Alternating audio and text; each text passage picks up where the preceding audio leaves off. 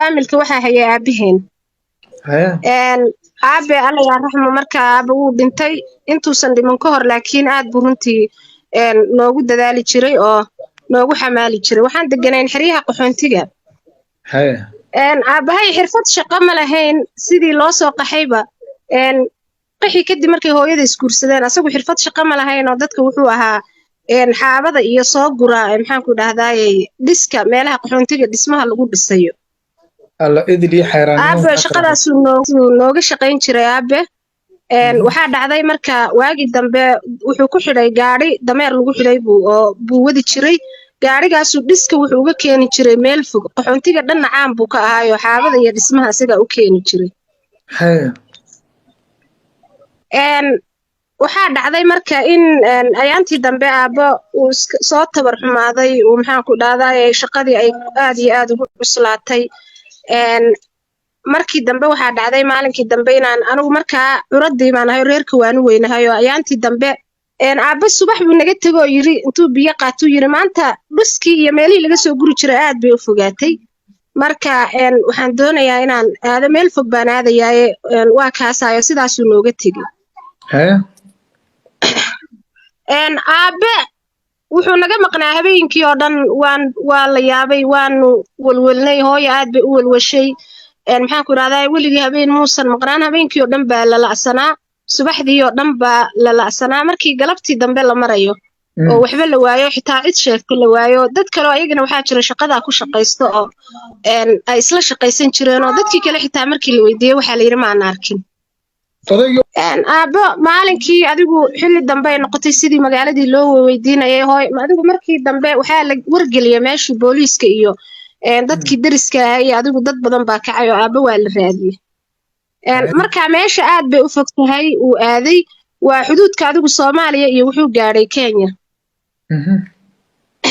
markii dambe waxaa dhacday dhulkaasi waa dhul libaaxyeele oo maxaan ku dhahdaa aad cabsi u badan ay ka jirto oo xitaa reer guuraagu ay ku yar yihiin meelaha xuduudka ah oo askarta iyo ciidamadii waxaasaa jooga marka waxaa dhacday markii dambe in la helay aabe iyo dameerkii uu watay oo maxaanku idhahdaa labadiiba libaax cunay oo meel maxaanku dhahdaa duur cidla ah uu ku cunay hay acuudu billaahi min ashaytaan rajiim runtii ilaahay ha u naxariisto aabaheen waxaa laga helay madaxii iyo lafa yaryar oo adigu cagihii iyo waxyaal noocaasa intii lafa laga helay waa lasoo duugay waxaa dhacday marka in annaga nolosheedii ay iska gashay qiilqiil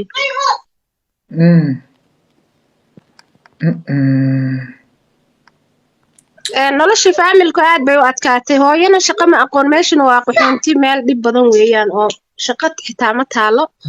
waxaa dhacday marka in hooyo markii dambe aan anigu ku yidhi hooyo waxaan doonayaa inaan nairobi aado aan meelaha idinka soo shaqeeyo waa inaad ifasaxdaa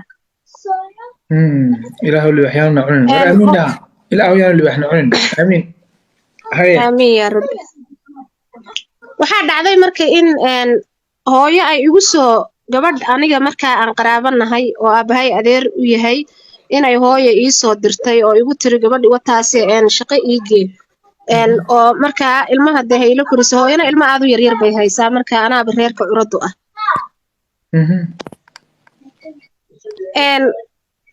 waxaa dhacday marka inay inantii nin xoogaa iska ladan baa qabay oo lacag leh inay igu tiri maxaan ku dhahday aniga hooyo maxaan ku dhahday $100 bishii u diraya markaa aniga ila joogo i caawi inantii sidii baan ula joogay waxaa dhacday runtii ayaduna reerkeednay caawin jirtay aniguna ayadaan caawin jiray inanta markaa ilmo adeer baan nahay oo waa simanahay runtii way wanaagsay oo aniguna gurigaasa uga shaqayn jiray iyaduna way iska shaqaysan jirtay reerkanagana way caawin jirtay oo biilka way ka caawin jirtay markii dambe waxaa dhacday in maalinkii dambe aan iska baranay internetka wiil baan iska baranay waa ilbaxda waa ilbaxay oo markaa telefoon soo baxay baan qaatay lacag yar oo ii ururtay markay waxay hooyo u dirtay wax yar bay iiga reebi jirtay adigu ilaa $10 ay dhihi jirtay adigu ururso telefoon yar baan soo gatay oo Facebook iyaan furtay oo waxaa dhacday anoo Facebookaasaan dad iskaga dardarsaday oo qaar baa dee iisoo jawaabay oo nin baa iisoo jawaabay adigu markaa sawirkiisa u saaraayo nin iska ورقة normal هذا ahoo كدر qurux سنة badan والسلام يبا ha anaa ku darsaday oo dee shukaansiga iyo inaan nafiso iyo waxaan rabay bal dee mustaqbalkii banaanka uma baxo cidu ima taqaano telefoon markaasaan qaatay waxaan isidhi bal dee iskaga dardarso dadkan waa intaasoo uu ku jiraa xabadkii أعوذ laguu بالله qoray siday xaaladdu sidii u ahayd oo inankii waan isku darsanay wuxuu igu yiri magaalo aan igaba fogeyn markaa magaalada aan degannahay buu igu yiri magaaladaasaan ka shaqeeyaayo reer baan soo kala tagnay naag baan soo kala tagno 2 ciyaal ay dhashay 2dii ciyaal ahaydna waxay u qaadatay meelaha qurbaha anigu nin ganacsada baanahay dee barasho wanaagsan 2 maalin kadibna asagoo socduubay wuxuu yiri waa isbaranaynaa waan ku imaanaa inay yaro qurux badan baatay markaa sawirkeygii baan u diray asagana kiisu ii soo diro si wacan baan isu baranay 2 maalin kadib asagoo socduubay wuxuu igu yiri wuu soo wacayo ma ku imaan karaayo magaalada joogtaan imaanaya marka Nairobi aan ugu joogaa meesha uu ii sheegayna waa meel ka baxsan wuxuu yiri marka waad soo baxaysaa hoteelada magaaladan ku kulmaynaa aniguna magaaladan u soo socdaa أنا waxaan ku yiri marka walaalo anigu horta magaalada in badan baan joogaa iminka 3 sano aan joogaa laakiin ma kala aqaano hoteeladaad sheegaysidna ma garanaye waa inaad iigu timaadaa xaafadan joogo inanta walaashay baan u sheegay waxaan ku yiri walaalo maanta nin baan bartay adigu wax walba waan u sheegay kama qarin waxaan ku yiri wuuna ii imaanaya waayahay igu tiriye dee gabadh gurigooda loogu imaadaa waa caadi intaad magaalada ugu tegi lahayd waa inaad maxaa ku dhahdaay ku yimaadaa gurigii baan kusoo dhaweynay wuu noo yimaaday wuxuu igu yiri anigu waa sidaan kuu sheegay magaaladana waan jeclahay inaan gabadh xaas aan samaysto ii degto reerkiisii buu ii sheegay anigu reer qudhac baanahay adna reer qansax baatay 2 reer oo aan saa usii kala fogeyn baanahay waa isbaranay wuxuu yiri anigu nin weyn baanahay shukaansina anigu in badan baan joogay naagna ma shukaansan jirin marka waxaan doonayaa shukaansi anigu ma jecli mana sii wadwadi karo waxaan doonayaa in wadaadaanahay anigu shaqadayda iyo cibaadadayda uma dhaxeeyo inaan guur degdeg aan sameeyno aan ku guursado hadaad igu qanacday 2 cisho maalinka aan kulmaynaa 3 ku aba waa u dhaarsanyiba gamco ku sitay isla markiiba markaan saa u hadalay inanta walaashay wuxuu yiri walaasha igu yeedh walaashayba oo qol noo dhow markaa anagu fadhigaan joognaa ku jirtaan u yeedhay wuxuu yiri barasho wanaagsan aniga hebel baa lay dhahaa reerkaasaanahay dee walaashaana waxaan doonayaa inaan beriba soo doonto reerkii wargeli hooyadeed u sheeg iyo walaalaheed iyo adeerada ay wixii faamilkiina ah waxaana u baahanahay guur degdeg oo anigu dee wax iga dhul yaalaa maba jiraanba mustaqbal baan rabaa aniga runtii mar walba riyadaydu waxay ahayd dee reerkayga weli duluftii bay ku jiraan ilmihii qaar baa waxbarashadii meel fiican gaadhay laakiin aan waxbarasho haysan oo meesha ay joogaan lagaba helaynin barashadii oo fiican waxaan isleeyahay noloshiina reerka nolosha see uga saartaa hooyada iyo walaalaha marka waxaan ku yidhi waana soo tashanaynaa bay ku tiri inantii walaashay reerkiina waan u sheegaynaa laakiin adigu annagaa ku soo wacaynee noo sug inantii walaashay anigu waan wada hadalay alxaasil waxaan ku yidhi anigu diyaar baanahay walaashay inkastoo igala taliso igu tirinaa ninkani wuxuu yahay ma taqaanid haddaad aragtay wuxuu qarinaya ma taqaanid si wacan aanu barino aan dabagalno aan shaqadiisa soo aragno u kaadi anigu waxaan ku yidhi walaalo dabagalkiisa waxba igagama dhul yaalaan anigu guur baan rabaa lacagta uu bixinaya sooriyadaana reerkayga dambay u tahay oo walaalahay baan uga bixinayaaba jaamacadda waxaa dhacday marka inuu sidii maxaan ku dhahdaay maalinkii uu nala soo hadlay subaxdii uu yiri diyaar ma tihiin haa diyaar baan nahaan ku nidhi markiiba adeerkay ayaa lala hadlay inamada walaalahay waaba iga sii yaryaraayeen oo adigu walaayadii adeerkay baa bixiyey ninka waa laygu meheriyey guri soo qabso yiri alaabtiina maxaan ku dhahdaay lacagtii wataasi soo adeegta adigu maxaan ku dhahdaay alla bariga yarkaa ma ogiyo aroos kalena ma jiro gurigaaga soo sayluunkaaga tag gurigaaga soo goglo sidii baan adigu ninkii ugu aqal galay ninkii adigu muddaan isqabnay walaashayna ninkeedaaba qurbaha jiray oo ninkii walaashay ninkeedii baa u dacwooday way iga guurtay anigii meeshii baan u deganaa ninkii alxaasil adigu 2 sano markaa ninkii isqabno aniguna markiiba uur baan yeeshay oo ilmaan dhalay haddana isla markiiba ilmihiioo 3 bilood jooga mid kalaan dhalay imise ku dhashay laba sano gudahoodaan laba cunug ku haystaa marka asagu wuxuu nala joogaa 3 beri 4 beri inta kale uu iska maqan yahay bil buu naga maqnaadaa 2 bilood uu noo yimaadaa 3 beri 4 beri uu nala joogaa wuxuu dhahaa de shaqadaydu magaaladaasi shaqadaydu taha maya qolka wuu ii kireeyo qol iyo fadhi buu ii kireeyo alaabna way ii taalaa waxaan cunana wuu isiiyaa laakiin wuxuu dhahaa anigu banaankaas haddaad istaagtid waad iga furan tahay buu igu dhahaa markasta أعوذ بالله من الشيطان الرجيم bisha markay dhamaato wuxuu sameeyaa wuxuu dhahaa magaaladan anigu waan deganahay waa magaalo qudaar badan bisha markay dhamaato gaari adeegu ii keenaa meesha hilibku tagaa 2 neef oo ariyo ii keenaa wuxuu dhahaa jarjaro fridge ku rido banaanka ma istaagi kartid buu dhahaa haddaad banaanka jaranjarta soo istaagtid maalinkii ilmo xanuunsada ama adigu aad xanuunsatid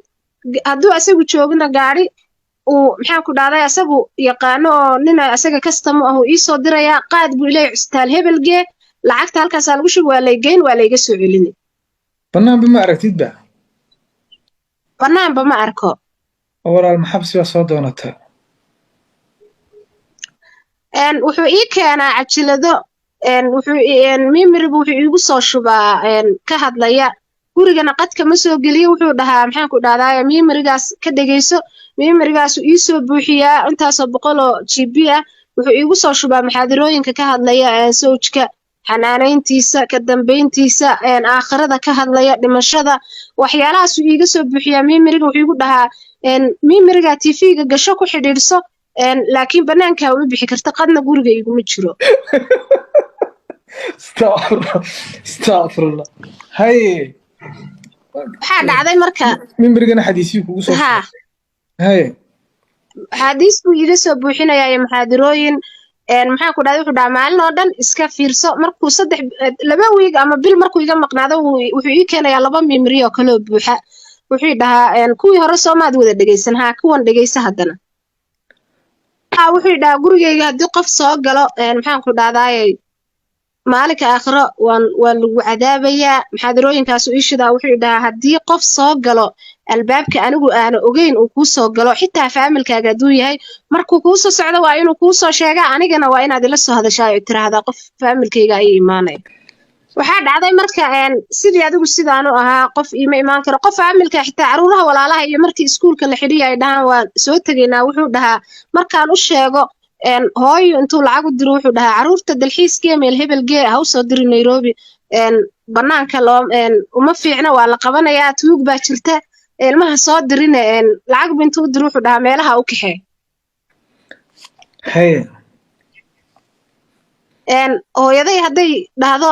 waxaan imaanayaa Nairobi oo aan u sheego ilaan kama qarin karayo wuxuu yiri haddaad dhimatid cadaabtaad gelaysaa buu yiri anigu ninkaagii baan ahay waa inaad wax walba maxaan ku raadaaye oo kugu soo kordhay ila socodsiisaa anigu wallahi de maxaan ku dhahdaa maadaama aan dhageysto maxaadirooyin kitaabo igu soo shubo kitaabo dhan oo duuban oo xadiis ah ayuu intuu ku soo shubo mimirigu dhahaa dhageyso maalin oo dhanba kitaabadaasaan iska xiftiyaa quraankii baan ku xiftiyay tafsiirkii marba uu ii soo shubaa tafsiirkii buu igu soo shubaa maba daneeyaba banaankiiba waa nacayba siduu iigu yiri ha bixin labada ilmoodna waan haystaa ما شاء الله أدم كذا فرح سنتي بقى marka anigu waan ku faraxsanahay waayo reerkaygiina biil buu u qoray anigana fridge-ka la ii soo buuxiyaa maalmaha uu imaado in shareer baan qab isku siiyaa waan uu ikaxeeyaa suuqu igeeyaa wuxuu dhahaa maxaan ku raadaya dhar soo adeego markaad dharka gadatid isoo wac هاي maadu gaarigu igu kaxeeyaa meesha suuqu dhex istaajiyaa alaabtaad aad rabtid dukaanka tag soo sheegay lacagtaan sheegaa dukaanku ugu shubaa waxaa dhacday marka in maalinkii dambe waxaa aan aniga adeerkay dhalay oo inantii maxaan ku dhahdaa dhooftay aan la joogi jiray walaalkeeda ayaa qurbaha ka imaaday inankiibaa ii yimi asaguna markaa uu joogo intuu isoo wacay hooyaa lambarkayga soo siisu yiri waxaan doonayaa in adeer inaan adiga carruurtaadii idin arko إن هذا كذا waa in adeerkay haa waan u sheegay waxaan ku yiri in adeerkay baa ii imaanaya markii hore wuxuu igu yiri in adeerka ajnabi buu kahay muxuu guriga ka soo doonay waxaan ku yiri adaa joogtid baan ku yiri in adeerkay isagoo aanan weligay ma arkin isagoo yar buu qurbaha aaday marka waxaan doonayaa inaan qado u kariyo adigii baa joogtid maxaan ku dhahdaa ii soo adeeg qadaan u karinayaa hay barto aniga carruurta maxaan ku dhahdaa inuuna ku rabaaye هاي alxaasil wuu iga oggolaaday inankii sidii baan ugu qada karinay maalinkii waxaa dhacday marka inankii markuu maalinkii qadeeyo naga tegey ayuu wuxuu aaday magaaladii ninku uu ka shaqayn jiray show oo asagu inanka marka gabadh buu usoo doontay oo magaalada uu dhaho waan ka shaqeeyaa ayuu gabadh ka rabaaba gabadh degan buu soo doontayba inuu gabadhaa guursado u yimi waddanka waxaa dhacday marka inuu inankii magaaladii aaday uu ii sheegay wuxuu igu yidhi waan guursan rabaa gurigiina waan sharaxday gabadh baan kasoo guursanayaa magaalada wakaasoo asagii xitaa uu u sheegay haa okay magaalada maa u socotaa haye diyaar waayo ku yidhi marka waxaa dhacday inankii markii dambe inuu aaday magaaladii markaa lambarkayga wuu hayaa inankan ilmaadeerka noo waa isla soo xiriirnaayo wuxuu yidhi dee gabadhii aan soo guursadana markaa inta keeno waa ku soo barayaa kolay gabadh xidhxidhan baa tahay inaadan qolkan kasoo bixin waa warkaaga waan haynaaye laakiin reerkana waan kusoo agdejinayaaye ka warhay inankii magaaladii buu tegey maalinkii dambe inankii aanu ilmaadeerka ahayn ayaa wuxuu reerkii gabadha ay ka dhalatay asagoo u socda asagiyo niman kaloo badan ayaa gurigii waxay raaceen liftigii maxaan ku dhahday dabaqi uu lahaa dabaqii markay saa u fureen ayagoo raba inay dabaqii fuulaan ayaa waxaa ka soo degay ninkaygii oo naag maxaan ku dhahdaye xaamilo ah gacanta saa u hayo oo naag foolanaysa gacanta haya adkaatay yaa markaasuu ninkii gacanta gabadhuu saas u hayee wuu naxay oo markaasuu kii aniga aanu ilmaadeerkaynu ku yidhi warsee dahaye ma fiican tahay ma halkana adigu wuu isku dhex qalqalay oo hadalla isdhaaf buu ku yidhi inankii aniga ila dhashay markuu arkay ninku inuu naxsan yahay markiiba liftigu iska galay oo waaba isa sii dhaafiyey oo nabad intuu ku yidhi buu liftiga iska galay asagii odayaashii gurigii bay tageen gurigii markay tageen adigu gabadhii baa la siiyey marka inankii baa isoo sheegay wuxuu igu yidhi gurigaas aan gabadha ka doontay habeenkiibu ila soo hadlo odaygaagu maanta aad buu iiga naxay odaygaagii baan arkay igu yidhi seedigay muxuu iiga naxay oo maxaa ku dhacay si wacanna imuu salaamina wuu naxay markuu i arkay anigu waan weydiiye waxaan ku yidhi xaggaad isku aragteen wuxuu yidhi gabadhii aan raadsanay gurigay deganayd buu liftigeedii igaga soo baxay isagoo naag foolanaysa wada markaasaa waxaan ku yidhi ma aqaan oo naagtu reer kale ma laha miya markaasa waxaan ku yidhi maya ee kuma ogi ani waxba iimuu sheegin weligay hal naag baan guursada igu yidhi naagtana qurbahaasay jirtaa 2 carruur ay haysataa buu igu yidhi marka wuxuu yidhi waaye hadday sidaa tahay waxaa dhacday marka in igu yidhi waayahay haddaadan adigu waxba ku ogeyn aamus waxba ha u sheegin intaad adigu ka ogaanaysid anigu marka waxaan ku yidhi maba doonayaan ku yidhi inaan ogaado hadduu ilaa inta asaga iiga sheegaya waayo dee isaguna iima sheegin cid kalena iima sheegayso anu guriga kama baxaba gurigiibuu haddana gabadhii maalinkii waa meherkii bay ahayd maalinkii dambe oo gabadhi uu soo gelbisanayo reerkii u tegey haddana show wuxuuba degan yahayba guriga gabadha reerkooda degan yahay albaabka ku dhegan buuba degan yahay in adeerkaa gabadhan uu guursaday guriga ku dhegan buu degan yahay markaa haa dee maxaa ku jaban hadduu gabadh kala qabo waa caadi markaa waxaa dhacday siday arrintu u ahayd ayaantii dambe waxaa dhacday inuu igu yidhi inuu horta shaqadii baa ka halowdo wuu barakacay oo shaqadiiba ka barakacday marka waxaa dhacday sidiisii marka u barakacday ayuu maxaan ku idhaahdayey anigu waxaan ku yidhi waxaan aadayaa baan ku yidhi hooyo iyo ciddii baan soo fiirinaya marka hooyo ma aadine inantii dumaashiday uu soo guursaday markaa waan baxaayo guriga walaalkay baan tagtagaayo waxaan ku yidhi guriga walaalkay baan tegaya haddii kale reerkayagu waxay leeyihiin ninkan xoog buu kugu haystaa inantiina way ii sheegtay walaalkay soo guursada waxay igu tiri ninkaasi 4 ciyaal uu leeyahay ilmo yaroo hadda loo dhalay iyo 4 kalaa u joogta gurigaasuu degan yahayba oo lagu soo sheegayba gabadhii baaba ii sheegtayba daris baanu ahayn bay tiri ilaa 5 sano maasha allah siday u ahayd baa waxaa dhacday in maalinkii dambe dabaqii anigu aan deganaa maadaama uu ninkii maxaan ku idhaahdayey uu barakacay oo shaqadii ay ka xumaatay inuu igu yidhi gurigan ka guur guri hal qola soo raadso haye guriga laftigiisii baan marka maxaan ku dhahdaa guri hal qola ka hela meesha deganaayeen meeshii aan deganaa dabaqa agtiisii baan korkiisii gurigii aan deganaaye weynaaye ugu yidhi ka guur korkiisii baan waxaan ka helay guri hal qola haye gurigii aan ka baxay ayuu wuxuu soo dejiyey reer faamil ahoo faamil weyn ah wuxuu gu yidhi reer baa diboosidka ii celiyey oo aan soo dejinaya inaa lilaahi wa inaa ilayhi raajicuun ma gurigu kaa saaray uu reer soo dejiyey haa gurigii uu iga saaruu reer soo dejiyey taas waa qalade haye waxaa dhacday gurigii markuu reer soo dejiyey maxaan ku dhahdaa faamil reer 7 ciyaala iyo hooyadood gabadh maxaan ku dhahdaa weyn oo dee gabadh weyn oo hooyadayba aan waxba ka yareen markaasuu wuxuu igu yidhi maalinku saa u soo dejiyo wuxuu igu yidhi habeenkii intuu ii yimid haddii aan runta kuu sheego igu yidhi walaalo reerkan aan meesha soo dejiyey waa xaaskaygii maxaan ku dhahdaa intaasoo sano aan kaa qarinayay waxaan doonayaa maadaama aad maxaan ku dhahdaa xaaskaygii aad tahay kalsooni badan aan kaa dareemay waan kugu kalsoonahay marka waxaan rabaa gabadhanna waa gabadh xanuunsan abtigay baa dhalay abtigayna dhiikar buu qabaa iyaduna dhiikar bay qabtaa iyo sokor marka ma doonayo inay ku ogaato waxaan doonayaa adigaan ku jecelahay inaad ii ceeb qaristid oo maxaan ku dhahaa igu qaadatid gabadha aan intaasoo sano 3 sanay ku socotaa iminka aan kaa qarinayay acuudu billaahi min ashaydaani rajiim haye waxaan ku idhi inaad xaas leedahay ceeb maaha laakiin inaad iga qarisaa ceebaan ku idhi maxaad iiga qarisay adigu igu soo booday lagu qabsaday raalli ahow waan qaldamay waan kaa qariyey waxaan ku idhi waa yahay xaas kale ma leedahay mayuu igu yidhi waliya bille iyo talle inaan xaas kale lahayn gabadhaasaan kaa qariyey gabadhaan jeclahay maaha abtigay baa dhalay waa laygu daray waa gabadh xanuunsan oo waalanoo hadday rabto hadday ku ogaato inay waalato ilmaha ka waalato ka dhex baxdaan ka baqaya marka intaasoo dhan horta waa idiin soo sheeko dhaafaye wax faamilkiisaa horta iimuu keeni jirin weligii qof faamilkiisaa imuu barin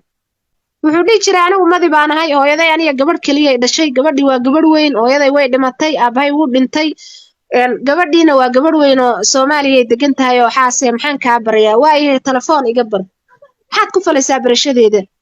maxaan ku dhahdaa quraanka baro intaad qof bilaadan baranaysid haye ninkii waxaan ku idhi maadaama aniga intii aan la noolaa aan wax badan oo aanan faa'iido ahoo xagga diinta ah aan faa'iiday oo gurigii uu igu xidhayay aanan ku qasaarin oo aan wax ka faa'iidayo aan badde maxaan ku idhahdaa ka bartay aan quraan iyo tafsiir iyo waxyaalo badan aan faa'iido bartay oo diini ah haddana waxaan isiri waa ka xadiista iyo inta tafsiirka iyo quraankuba ay ka hadlayaan ilaahay baana u baneeyay de hadduu kaa qariyana malaha xal buu mooday intuu kalena ay soo baxaysa anigu markaa tii kalena waan ogahay 5 caruur haysatay haye waan iska aamusayoo waxaa dhacday marka ninkii wuu barakacaya iminka adeegii fridge-ka la soo gelin jiray ma laho fridge-ka xitaa waan gadayo lacag yar oo $1 ah maalinkii la siiyaayo xitaa la iima yimaado wuxuu igu yidhi intaan reerkan guri kale u helayo gurigii aan deganayn baana laga saaray kiradii baan ugu go'day meel kale oo geeyaan waayay intaan guri kale u helayo kuma soo hooyanayo igu yidhi adiga kuma soo hooyanayba maba ku soo hooyanaya ii ceeb asturo igu qaado kow gurigii aad deganayd buu kaa saaro been buu kuu sheegay wax reer kala soo degay hal qol buu ku dejiyey waad ka ogolaatay hal xaas buu kuu sheegay mid kale kaa qoriyey adoo og waad kasii ogolaatay haddana wuxuu ku yidhi habeenkii kuumay maahay ma ka ogolaatay anigu hadde markaan sidaa indhaha usoo kala qaaday baan gabadh aad u yarna waanahay ayuu maxaan ku dhahdaa ninkan i guursaday ninkani maxaan ku dhahdaa inta badanna wuxuu maskaxdayda ku shubay waa axaadiis